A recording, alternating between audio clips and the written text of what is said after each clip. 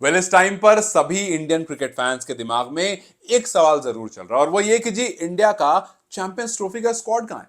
खैर इस सवाल का जवाब दे दिया है इरफान पठान और सुनील गावस्कर ने और पूरे 15 मेंबर के स्क्वाड के साथ जवाब दिया है। अब जब ये स्क्वाड सामने आया तो बहुत लोगों के दिमाग में बहुत सारे सवाल आए, आपके दिमाग में भी आएगा।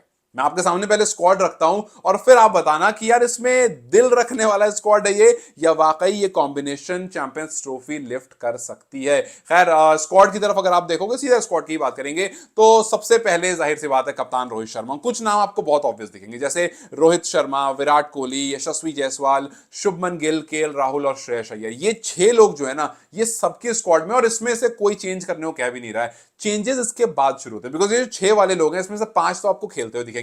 रोहित आपको खेलेंगे, विराट कोहली खेलेंगे, जायसवाल और गिल में कोई और मोस्ट प्रोबेबली गिल ही वहां पर खेलेंगे। फिर केएल राहुल आपके, क्योंकि फर्स्ट विकेट कीपर वही है, प्रायोरिटाइज विकेट कीपर वही है, तो वो खेलेंगे। और फिर श्रेयस अय्यर। तो ये 5 लोग तो आपकी टीम में ऑलरेडी इन हैं। इसके बाद जब नंबर शुरू होता है तो आप देखते हो ऋषभ पंत इसमें है, हार्दिक पांड्या इसमें है, संजू सैमसन इसमें है। अब सोचो आप, संजू सैमसन भी है, ऋषभ पंत भी है, केएल राहुल भी है। वो 3 विकेट कीपर जो ओडीआईज में जिनकी बात हो रही है, 3 के तीनों स्क्वाड में रखे गए हैं सुनील गावस्कर और इरफान पठान के द्वारा। फिर उसके बाद आगे बढ़ोगे, आपको नीतीश कुमार रेड्डी इसमें दिखेंगे, रविंद्र जडेजा दिखेंगे, कुलदीप यादव हैं, मोहम्मद शमी, बुमराह और सिराज। अब हो सकता है आप ऐसे ऊपर ऊपर सुन के बोलो कि यार ठीक है स्क्वाड तो ठीक ठाक लग रहा है, लेकिन स्क्वाड को जब आप लिखोगे तो आपको 2-3 चीज दिखेगी। सबसे पहली चीज जो आपको याद आनी चाहिए वो ये कि जी जसप्रीत बुमराह ग्रुप स्टेजेस में शायद अवेलेबल ना हो। बीसीसीआई ने कहा है कि जब तक एनसीए क्लियरेंस नहीं देता है बुमराह को आप फिलहाल के लिए ग्रुप स्टेजेस के लिए अनअवेलेबल मानो। हाँ, अगर एनसीए ने कहा कि नहीं जी ठीक है आपको 15-20 दिन में ये फिट एंड फाइन हो जाएंगे तो 19 फरवरी तक जब चैंपियंस ट्रॉफी 2025 स्टार्ट होगा तब तक बुमराह फिट एंड फाइन होंगे, तब तो ठीक है। लेकिन अभी ये मानकर चला जा रहा है कि बुमराह शुरू के कुछ मैचेस मिस करेंगे। बुमराह मिस करेंगे इसका मतलब है शमी और सिराज आपकी टीम के मेन फास्ट बॉलर्स होंगे, कोई तीसरा प्राइमरी फास्ट बॉलर नहीं होगा। ठीक है, हार्दिक पांड्या वहां पर है, हार्दिक पांड्या चल जाएंगे तो 3 पेसर आपके हो गए। लेकिन हम जब दुबई में खेलने जाएंगे वहां के पिचेस स्पिन फ्रेंडली पिचेस हैं और इस पूरे स्क्वाड में 2 ही स्पिनर हैं, कुलदीप यादव एंड रविंद्र जडेजा।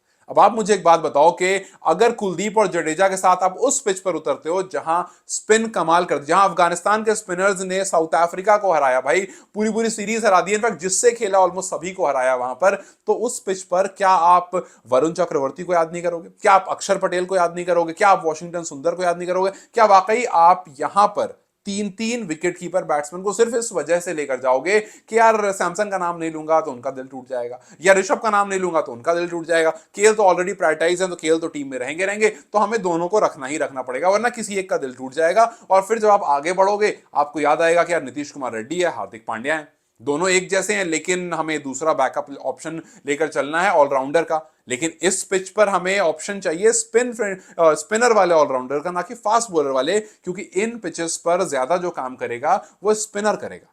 सो यहां पर कहीं ना कहीं स्क्वाड में जो सबसे कमी दिख रही है वो ये दिख रही है कि जी स्क्वाड में स्पिनर का डोमिनेशन नहीं है। जिस पिच पर आप खेलने जा रहे हो उस पिच पर स्पिनर का ही डोमिनेशन है। और जिस तरह से फिलहाल विजय हजारे ट्रॉफी चल रही है, वरुण चक्रवर्ती की परफॉर्मेंस आई है, बहुत लोग वरुण के बारे में बात कर रहे हैं, तो बहुत लोगों की स्क्वाड में वरुण चक्रवर्ती भी एडेड है, बहुत लोगों के स्क्वाड में अक्षर पटेल है, बहुत लोगों की स्क्वाड में वॉशिंगटन सुंदर, और इन सबके साथ साथ अर्शदीप सिंह को भी बहुत लोग प्रायोरिटी दे रहे हैं। बिकॉज ये बात शुरू में निकल कर आई थी कि अर्शदीप जो है वो टीम में शामिल हो सकते हैं, लेकिन जस्ट बिकॉज कि आपके पास बुमराह है, आपके पास शमी है, आपके पास सिराज हैं और आपके पास हार्दिक पांड्या है, तो 4 ऐसे लोग हैं जो फास्ट बॉलिंग करते हैं, जिसमें से 3 जो है वो प्रायोरिटाइज हैं और इनफैक्ट उसके साथ साथ नीतीश कुमार रेड्डी भी हैं।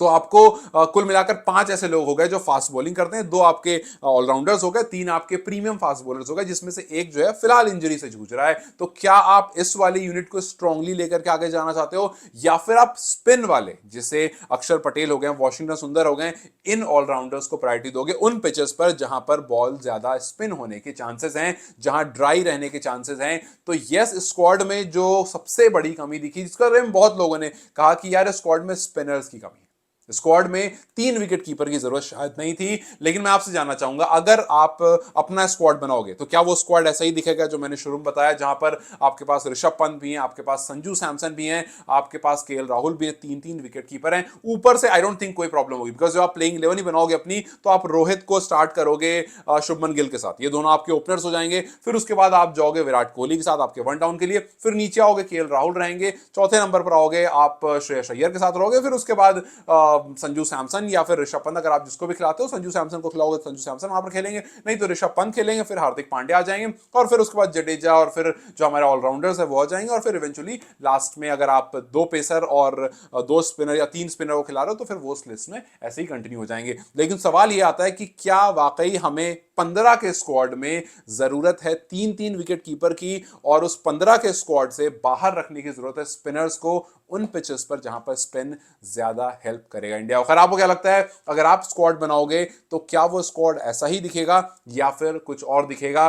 Till then you guys have to wait till January 19, जिसका डेट अभी रिपोर्ट में आया है कि 19 तक इंडिया अपना स्क्वाड अनाउंस करेगा। इस टाइम पर सभी टीम ने अपना अपना स्क्वाड अनाउंस कर दिया है, सिर्फ इंडिया और पाकिस्तान, ये 2 टीम रह रही है जिन्होंने अपना प्रीलिमिनरी स्क्वाड जो है उसको अनाउंस नहीं किया, जिसमें से चेंजेस आप कर सकते हो, बट इंडिया पाकिस्तान ने एक्सटेंशन मांगा और एक्सटेंशन उनको मिला हुआ है, सो वो उसके हिसाब से करेंगे। लेकिन फरवरी 11 जो है, इनफैक्ट सॉरी फरवरी 11 जो है वो लास्ट डेट है अपनी फाइनल स्क्वाड की सबमिशन की। तो खैर फरवरी 11 में टाइम है अभी, उससे पहले 19 जनवरी, और हमें तब तक पता चल जाएगा कि इंडिया का क्या स्क्वाड जाने वाला है। और जो लेट हो रहा है वो सिर्फ इसी वजह से हो रहा है क्योंकि बुमराह इंजर्ड हैं, तो ये सोचा जा रहा है कि हम एक्स्ट्रा पेसर को लेकर चले, मतलब अर्शदीप को लेकर चले, या फिर उनकी जगह हम स्पिनर्स को लेकर घुसें, बिकॉज उन पिचेस पर स्पिनर्स हेल्प करेंगे। अगर अक्षर पटेल को रखते हैं वो बैटिंग देंगे, अगर सुंदर को रखते हैं वो भी बैटिंग देंगे। याद रखिए गौतम गंभीर कोच हैं तो वो ये सोचेंगे कि भैया हमारे पास स्पिनर कोई ऐसा ही ऐड हो जो बैटिंग दे, क्योंकि गंभीर बहुत बड़े फैन है उन बॉलर्स के जो अच्छी बैटिंग कर लेते हैं। तो खैर गंभीर को दिमाग में रखते हुए आपका स्क्वाड क्या होगा और आपकी बेस्ट प्लेइंग 11 क्या होगी, मुझे कमेंट सेक्शन में जरूर बताएं। Till then you guys take care, I will see you very soon.